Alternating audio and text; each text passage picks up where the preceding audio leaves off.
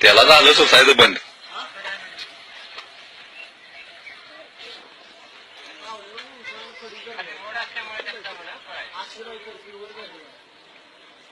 सोडूया का?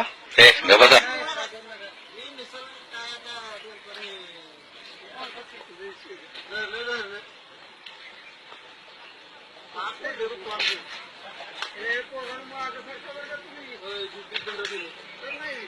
काय करते ते?